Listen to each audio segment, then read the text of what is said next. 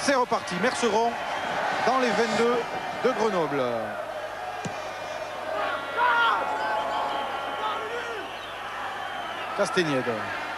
Castagnède feinte la passe à Coste, prend l'intervalle. Stéphane Castagnède, bien joué. Nado, extérieur Morant, il tape à suivre pour Marlu. Cook et Corillon, autosprint aplati par Bill. C'est Marc Bill qui a aplati le premier ce ballon, alors que les Montferrandais ont failli marquer un essai d'entrée en deuxième mi-temps. Oui, là on voit le Montferrandais qui ne peut plus jouer vers l'extérieur parce que la défense s'est bien réorganisée côté grenoblois et donc il pousse au pied d'un beau coup de pied rasant. Seulement le deuxième rideau avec Paul Cook. En fond, Pochon, bien soulevé. Relais de Tolofua. Ballon un peu cafouillé quand même, sans un avant. Pochon encore, qui jouait à Chambéry encore il y a peu. Baudon. Oui, il a vu. Baudon passe les bras pour Lubungu. Il a vu. Gomez Corillon qui volaille pour un essai peut-être. Vélo pour Lugier. Lugier marque. Et c'est Grenoblois alors qu'on a cru il y a 2 minutes que Montferrand allait marquer. C'est le Lomou de Guyane, Henri Lugier, qui aplatit pour Grenoble en coin. Quel retournement de situation, Philippe. Ah oui, il y a 1 minute, c'est Montferrand qui pouvait marquer. Puis là, grâce à cette passe un peu volleyée de Corillon, c'est Henri Lugier qui va inscrire un essai tout à fait en coin.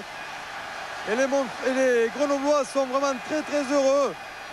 Retournement de situation, Frédéric Vélo qui va cadrer le dernier défenseur. Et regardez, c'est toute la puissance de Henri Lugier qui lui permet d'aller derrière la ligne. 30 ans, 1m97, 117 kg, exactement le gabarit de Jonah Lomou. Carré ouvre. Ouais, l'interception, non. Ballon pour Lugier.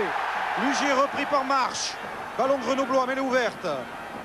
Baudon choisit le fermer, il est ceinturé. Il n'y a pas de hors-jeu, dit M. Méné. Continuez à jouer. Les Grenoblois ont sauvé le ballon. Corillon en position de demi de mêlée pour Bill, isolé, il tape à suivre pour lui-même. Et le ballon est sauvé par Merceron. Touche pour Grenoble dans les 22 de Montferrand. C'est Grenoble qui revient à la charge, qui revient dans le match complètement. Cette deuxième mi-temps à la 50e minute par 2 prises de balles en touche sur l'ancien Montferrandais.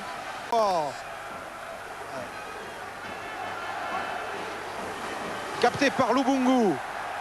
Le Moll bien organisé qui avance avec Lugier pour prêter main forte. Très joli groupé pénétrant. Plus que 5 mètres. Là, il est allé au sol. Il faut libérer le ballon vite. Ce que fait Baudon. Grand charme. Bill en fait la croisée avec Frédéric Vélo épaulé par Cook. Vélo refoulé. L'arbitre revient à la première faute. Attention parce que Baudon va peut-être la jouer vite. Le Moll a été écroulé par Montferrand. D'abord de gagner le ballon. C'est Lubungu qui le prend. On n'a pas sauté côté Montferrandais pour se positionner, pour défendre. Va-t-on céder sous les coups de boutoir du pack grenoblois qui progresse, qui est écroulé à 1 mètre de la ligne? Le ballon est pour Baudon. Charge au ras de Laurent Gomez qui va. Monsieur Méné n'accorde pas l'essai. Mêlé à 5. Jean-Marc Lermé était là. De toute façon, il avait défendu. Et Gomez ne pouvait pas marquer puisque le Montferrandais était sous le joueur porteur du ballon. Mais les Montferrandais vont concéder une nouvelle mêlée à 2 mètres de la ligne de but. Philippe, moralement, mentalement, c'est peut-être l'un des tournants du match. Ça peut. Ouais, Castagnède est joliment venu piquer ce ballon que Baudon n'avait pas récupéré. Il n'y avait pas de hors-jeu. Les Montferrandais s'en tirent bien et Grenoble n'a pas concrétisé et va se retrouver avec la pression. Ce coup de pied à suivre. Le premier sur le ballon, c'est Paul Cook. Il n'a pas de soutien. Il envoie un grand ballon dans les bras des Montferrandais, dans celui de Nicolas Nadeau qui va relancer. Nadeau prise, sert Azam. Tony Marsh maintenant. Le néo-zélandais. Mêlée ouverte, Castagnède, Merceron. Merceron à suivre. Attention à ce rebond. Merlu récupère. Marlu Coste Morant. Et voilà le match qui bascule sur une action montferrandaise après des mêlées, des touches où les Grenoblois n'ont pas concrétisé. 100 mètres plus loin, Philippe, c'est Montferrand qui marque. La mêlée, vous voyez comme les mêlées sont importantes. Et après, un ballon récupéré par les Montferrandais sur mêlée adverse. C'est ici Morant qui va marqué après une superbe action de 100 mètres qui est partie de leur propre ligne de but. Jimmy Marlu qui, sur ce petit coup de pied, rebond favorable, donne à Arnaud Coste, omniprésent dans ce match. Et comme contre Castres dimanche dernier, c'est Jérôme Morant qui est là pour remettre son équipe dans le sens de la marche. Et conquête de Merceron. Merceron lance l'attaque avec Morant, à l'avant de Morant. Ça n'a pas réussi. Attention au contre grenoblois. Marlu le premier sur le ballon. Monsieur Méné a laissé l'avantage.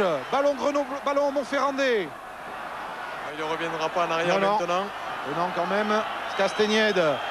Borio, le plaquage terrible. Et veut pénalité. Pénalité pour Montferrand. Alors que Willy Taofi-Fenua lève les bras. Parce qu'effectivement, au départ de l'action, il y avait un en avant Montferrandais. C'est ce que réclame Willy Taofi-Fenua.